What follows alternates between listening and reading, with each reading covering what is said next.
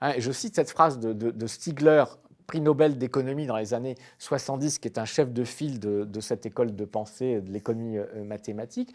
Lorsqu'un autre prix Nobel lui dit « mais votre théorie de la rationalité économique, elle est complètement fausse ».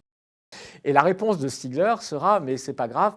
C'est-à-dire quand la réalité donne tort à la théorie, c'est la théorie qui a raison et les faits qui ont tort. Ouais. Et donc, qu'est-ce qu'il dit par là? Il n'a pas juste fumé du crack, il n'est pas devenu fou. Il exprime une réalité fondamentale. C'est qu'on est passé à une génération qui dit oui, on sait bien que notre modèle de tout est réglé par les marchés est parfaitement irréaliste. On sait très bien que ça ne fonctionne pas comme ça dans l'économie réelle et dans les marchés réels. Seulement, on sait que la société serait meilleure si ça fonctionnait comme cela. Donc il faut amener le réel vers les formes que nous avons. C'est là que ça devient une religion.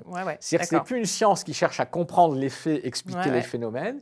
C'est une philosophie normative qui dit le monde serait meilleur si on était dans ce marché idéal. Donc il faut forcer la réalité et les gens et les comportements à s'approcher au plus près de ce moule. Et donc, il y a une forme de folie. Et ceci va être doublé. Et là, on va dire, on a les vrais fanatiques, les vrais fous, et qui ont grandi là-dedans, et qui sont tellement azimutés que... Et il y a beaucoup ça chez les Américains, qui ont un mépris total pour tous les gens qui vous parlent de l'économie réelle, les hétérodoxes. Ah oui, c'est méprisable, ça. Ça n'a aucun intérêt. Si vous ne pouvez pas démontrer mathématiquement avec des intégrales et des maximisations de Hamiltonien partout ce que vous dites, ça n'a aucun intérêt. Donc, ce sont des fous complets, voilà.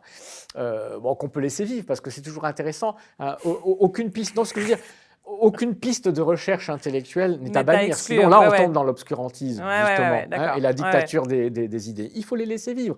C'est-à-dire que de là...